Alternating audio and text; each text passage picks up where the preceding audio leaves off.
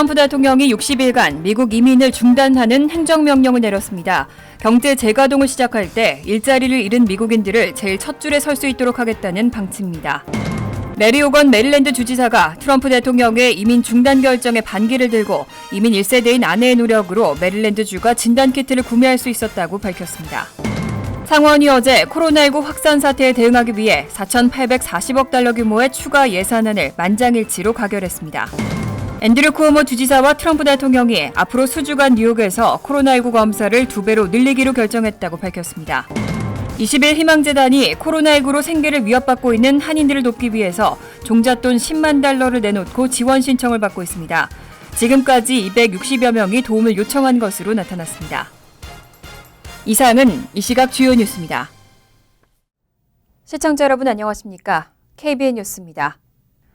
오늘 오후 4시 기준 미 전역의 코로나19 누적 확진자는 83만 7,719명, 사망자는 4만 6,771명입니다.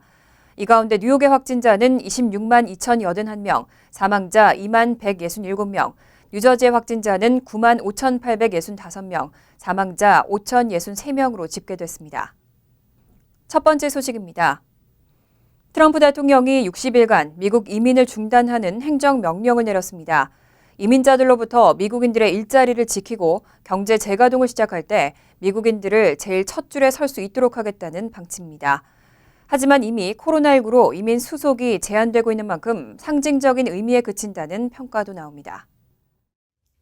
CNN 등 언론은 21일 트럼프 대통령이 백악관 코로나19 태스크포스 정례 브리핑에서 60일간 미국 이민을 중단하는 행정명령에 오늘 서명할 계획을 밝혔다고 보도했습니다. 해당 조치는 그린카드 신청자에게만 해당되고 일시적으로 들어오는 노동자들은 예외입니다. 이날 트럼프 대통령은 행정명령이 작성되고 있다며 수요일에 서명하고 해당 기간이 지나면 연장 여부를 검토하겠다고 밝혔습니다. 또 이민을 중단함으로써 미국이 다시 경제활동의 문을 열게 될 때 일자리를 잃은 미국인들이 첫 줄에 설 수 있도록 도울 것이라고 말했습니다. 한편 이번 이민 중단 조치 대상에서 일시적 취업자들이 빠진 이유는 영주권 신청자들에 비해 절차가 복잡하기 때문인 것으로 알려졌습니다. 또 고숙련자들에게 발급되는 H-1B 비자를 받아 미국에 들어왔거나 들어올 외국인도 영향이 없는 것으로 알려졌습니다. 최소 3년간 미국 내에서 취업이 가능한 이 비자를 받은 외국인은 8만 5천 명이 넘습니다. 따라서 CNN은 이번 이민금지 조치가 상징적 의미에 머물 것으로 전망했습니다. 이미 코로나19로 인해 이민 수속 절차가 제한되고 있는데도 트럼프 대통령이 지지자들을 결집하기 위해 이민 제한 이슈를 꺼내들었다는 분석입니다. 그럼에도 불구하고 이민을 기다리고 있는 수만 명에게는 타격이 불가피할 것으로 전망됩니다. 레리 호건 메릴랜드 주지사는 한국계 아내의 중재로 한국에서 대량의 코로나19 진단키트를 주문하고 한국 사위라는 별칭까지 얻었는데요. 호건 주지사가 트럼프 대통령의 이민 중단 결정에 반기를 들면서 대립각을 세우고 있습니다. 그는 이민 1세대인 아내의 노력으로 메릴랜드주가 진단키트를 구매할 수 있었다면서 의료 현장에서 일하고 있는 이민자들에게도 감사의 인사를 전했습니다. 레리 호건 주지사는 21일 ABC 방송의 더 뷰에 출연해 미국 노동자들의 일자리를 보호하기 위해 60일간 이민을 중단한다는 대통령의 발언에 대해 진짜 벌어진 일에서 주의를 돌리기 위한 것이라고 비판하며 코로나19의 확산을 막지 못한 트럼프 행정부가 비난의 화살을 이민자에게 돌리고 있다고 밝혔습니다. 또 트럼프 대통령의 이민 중단 명령은 진짜 정책이 아니라며 그가 어떤 제안도 시작하지 않았다고 생각한다고 말했습니다. 코로나19의 유입을 막기 위해 이미 대부분 국가와의 여행이 제한된 상황에서 대통령이 이민 중단 행정명령을 내리지 않아도 미국으로의 이민은 불가능하다는 점을 강조한 것입니다. 또 호건 주지사는 아내가 한국에서 온 이민 1세대라며 그러한 관계를 통해 우리가 50만 건의 검사가 가능한 진단키트를 한국에서 구매할 수 있도록 도왔다고 전했습니다. 그러면서 이것이 우리 주의 생명을 구하는 데 도움이 될 것이고 그것이야말로 우리가 이곳에서 정말 집중하고 있는 문제라고 설명했습니다. 호건 주지사는 메릴랜드주의 이민자들에게 전 세계에서 온 사람들이 병원과 의료 시스템에서 일하고 있다며 이에 감사를 표한다고 전했습니다. 상원이 어제 코로나19 확산 사태에 대응하기 위해 4,840억 달러 규모의 추가 예산안을 만장일치로 가결했습니다. 법안은 하원에서도 내일 표결이 이뤄질 것으로 전망됩니다. 지원 기금이 고갈된 중소기업 급여보호 프로그램에는 3,100억 달러가 배정됐습니다. CNN과 워싱턴 포스트 등에 따르면 상원은 지난 수일간의 집중적 논의를 거치고 21일 4,840억 달러 규모의 추가 예산안을 만장일치로 통과시켰습니다. 하원 표결은 23일에 이뤄질 것으로 전망되고 상하원을 통과한 법안은 대통령의 서명을 거쳐 발표됩니다. 워싱턴 포스트에 따르면 추가 예산안은 중소기업 급여 보호 프로그램에 가장 많은 3,100억 달러를 지원하고 소상공인들을 위한 긴급 대출 프로그램에 600억 달러, 병원 지원금 750억 달러, 새로운 코로나19 검사 프로그램에 250억 달러를 지원하는 방안이 포함됐습니다. 앞서 미국 정부는 지난 3월 의회가 가결한 2조 2천억 달러의 경기 부양법을 발표하고 중소기업에 3,490억 달러를 지원했지만 신청이 폭주하면서 기금은 이미 바닥났습니다. 찰스 슈머 상원 민주당 원내대표는 이날 표결 전 의원들이 또 다른 작업을 신속하게 시작할 필요가 있다면서 앞서 가결한 2조 2천억 달러 규모의 경기 부양안과 규모가 비슷한 추가 예산안을 추진하겠다는 의지를 나타냈습니다. 그는 이번 예산안이 잠정적 조치라는 점을 상기시키고 싶다며 다음 법안은 사면 초과 상황에 있는 국가의 필요에 맞게 크고 대담해야 한다고 강조했습니다. 연방중소기업청의 급여 보호 프로그램에 신청한 사례 가운데 166만 1,367건이 승인을 받은 것으로 집계됐습니다. 평균 액수는 20만 6천 달러로 나타났습니다. 승인 대출금 기준으로는 캘리포니아주가 총 334억으로 가장 많았고 뉴욕주는 총 203억 달러가 승인됐습니다. 연방중소기업청이 발표한 자료에 따르면 미 전국의 4,975개 렌더를 통해 총 3,422억 7,799만 9,103달러가 승인을 받은 상태입니다. 전국 기준 166만 1,367건이 승인을 받았고 평균 액수는 20만 7천 달러입니다. 주별로는 승인 대출금 기준으로 캘리포니아주가 가장 많은 334억 1,369만 달러를 승인받았고 신청 건수는 11만 2,967건으로 집계됐습니다. 이어 텍사스주 284억 8,371만 달러, 13만 4,737건, 뉴욕주 203억 4,568만 달러, 8만 1,075건이 집계됐고 플로리다주 178억 6,320만 달러, 일리노이주 159억 7,258만 달러가 뒤를 이었습니다. 업종별로 보면 건설업 13.12%, 전문직 12.65%, 제조업 11.96%, 헬스케어 11.65%, 호텔 요식업 8.91%, 소매업 8.59% 순으로 집계됐습니다. 대출금 펀딩을 분석하면 35만에서 100만 달러가 액수 기준으로 23.56%로 가장 많은 비중을 차지했고 그 다음으로 200만에서 500만 달러 18.79%, 15만 달러 이하 17.04%, 100만에서 200만 달러 16.71% 순이었습니다. 신청 건수 기준으로는 15만 달러 이하가 전체의 74.03%로 가장 많았고 그 뒤를 이어 15만에서 35만 달러가 13.49%, 35만에서 100만 달러가 8.44%를 차지했습니다. 앤드류 쿠오모 뉴욕 주지사가 어제 백악관에서 트럼프 대통령과의 회동을 가졌습니다. 쿠오모 주지사와 트럼프 대통령은 앞으로 수주간 뉴욕에서 코로나19 검사를 2배로 늘리기로 결정했다며 함께 협력하겠다고 밝혔습니다. 앤드류 쿠오모 주지사는 21일 백악관에서 진행된 트럼프 대통령과의 회동이 끝난 후 이번 만남이 기능적이고 효과적이었다고 의미를 부여했고 트럼프 대통령은 매우 생산적이었다는 반응을 보였습니다. 트럼프 대통령은 회동 종료 후 기자들에게 뉴욕에서 앞으로 수주간 코로나19 검사를 2배로 늘리기로 했다며 이 모델이 다른 주에서도 통하길 기대하고 있다고 말했습니다. 쿠오모 주지사는 이날 MSNBC와의 전화 인터뷰에서 자신에게 의제의 핵심은 코로나19 검사였다며 누가 무엇을 하고 어떻게 확장할 수 있는지를 고민해야 한다고 밝혔습니다.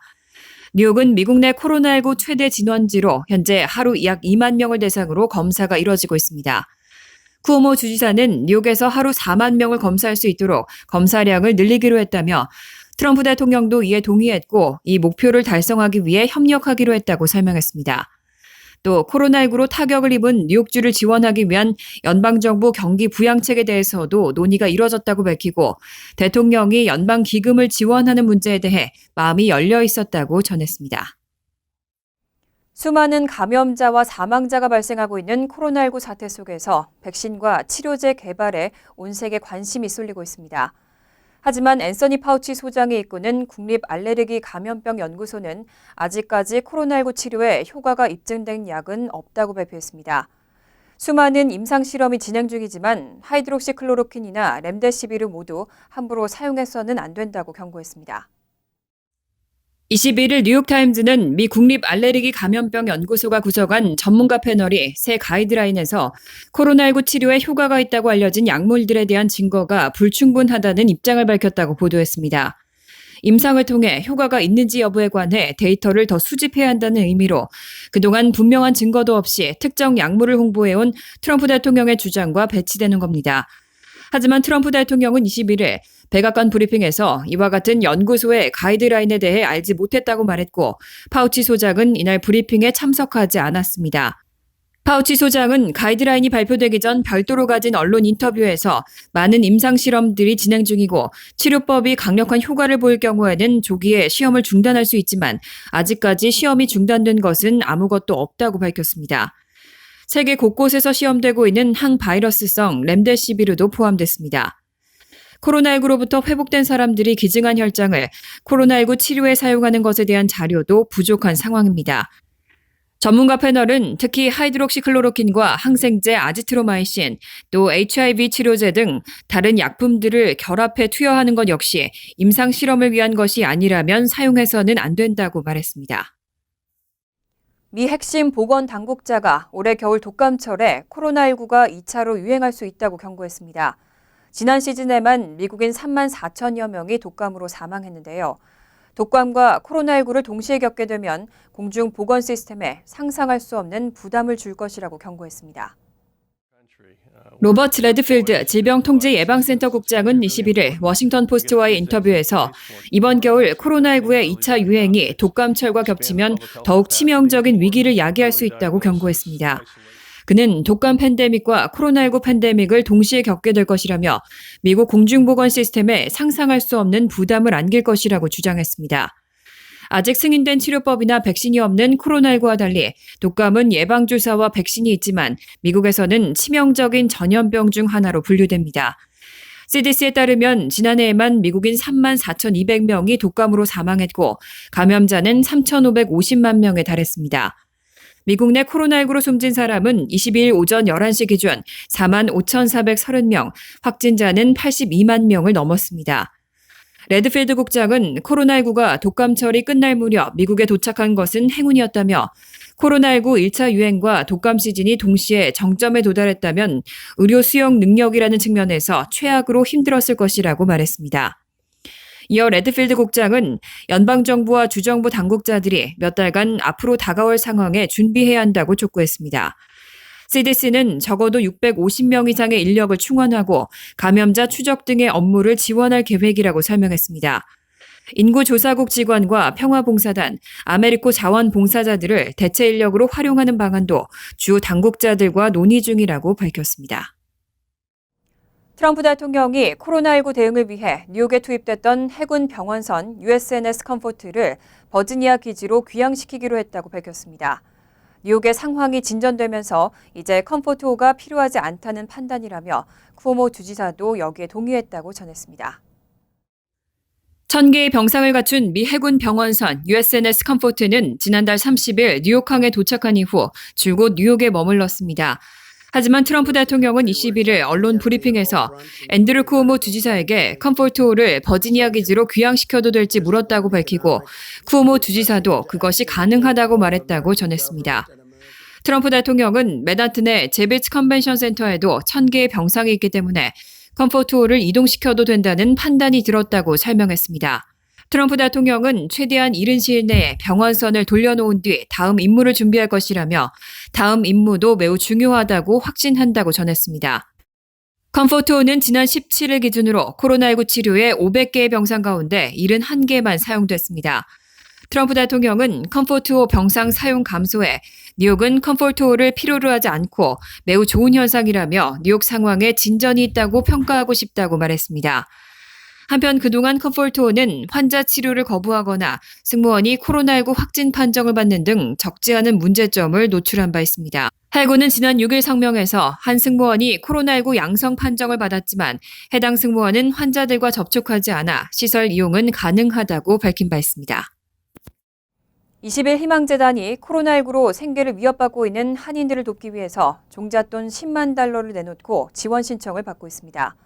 정부 보조금이나 실업수당을 받지 못하는 서류 미비자들의 신청이 잇따르면서 지금까지 260여 명이 도움을 요청한 것으로 나타났습니다. 어제까지 55명에게 각 500달러씩 총 27,500달러가 전달됐습니다.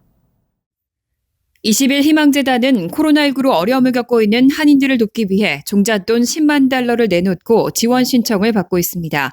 재단에 따르면 지난 6일부터 전화 및 이메일로 기금 접수를 받기 시작한 이래 21일까지 260여 명이 도움을 호소했습니다. 재단 측은 이 가운데 20일과 21일 양일간 플러싱 재단 사무실을 방문하고 기금을 신청한 서류 미비자 55명에게 각 500달러씩 총 27,500달러를 전달한 상황입니다. 재단 측은 소셜 시큐리티 번호가 있거나 뉴욕주와 뉴저지주가 아닌 타 지역 거주 한인들은 수혜 대상에서 제외할 방침이라고 밝혔습니다. 재단은 사무실을 방문한 서류 미비자를 대상으로 한국 여권 및 미국 비자 만료 사실 등을 문서로 확인한 뒤 500달러를 체크로 지급하고 있습니다. 재단은 이번 캠페인에 성금을 낸 개인이나 기관이 총 15군데에 불과한 상황이라며 한인 사회에 기부 참여를 호소했습니다. 캠페인에 참여를 원하는 한인들은 뉴 밀레니엄 뱅크를 통해 21 호프 파운데이션이란 예금주 이름으로 개설된 후원 계좌번호로 후원금을 입금할 수 있습니다. 또 20일 희망재단에 체크로도 후원금을 보낼 수 있습니다.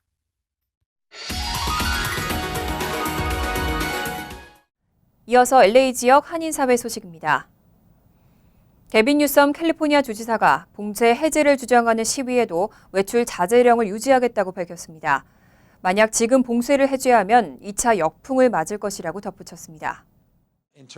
뉴섬 주지사는 시위뿐만 아니라 벤츄라와 샌루이 오비스포 등 남가주 카운티에서도 외출 자제령을 완화해 줄 것을 요구하고 있지만 봉쇄를 해제하면 2차 역풍을 맞게 될 것이라고 경고했습니다. 카운티 당국은 주의 가이드라인에 한해 자체적으로 이를 결정할 수 있지만 주 방침을 어길 경우 경제 활동 재개를 철회하도록 지시할 것이라고 뉴섬 주지사는 전했습니다. 또 주에서 코로나19로 인한 확진자, 사망자 수는 지속적으로 증가하고 있으며 이는 현재 외출 자제령을 유지하기에 충분한 이유라고 강조했습니다.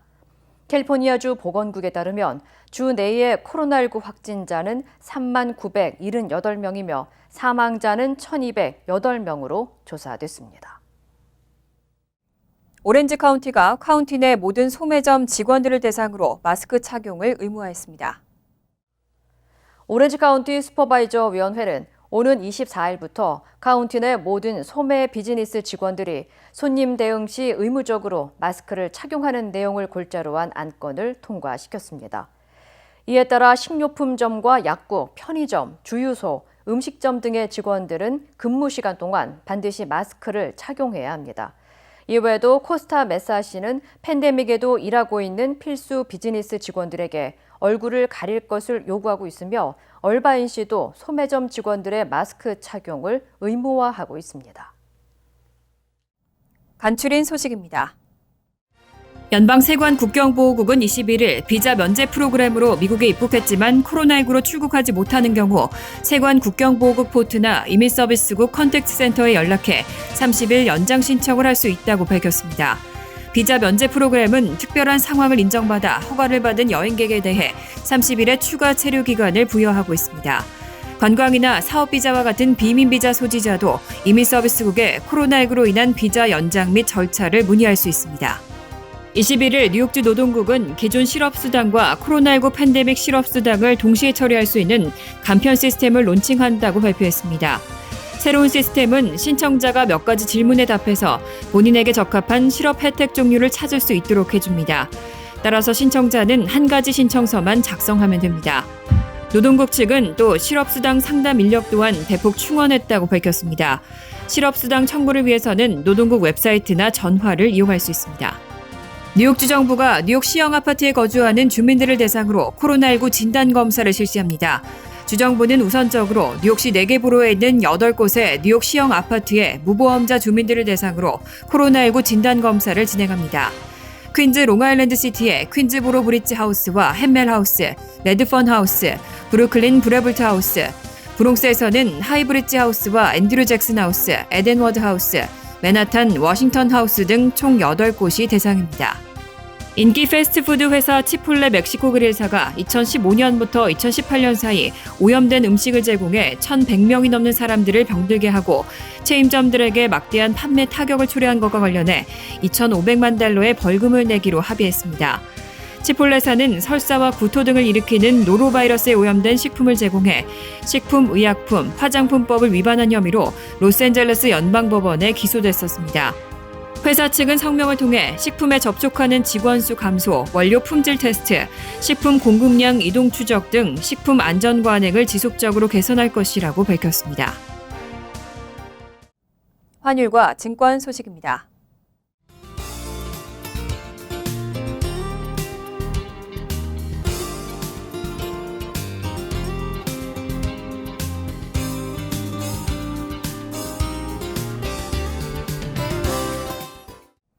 이어서 날씨입니다.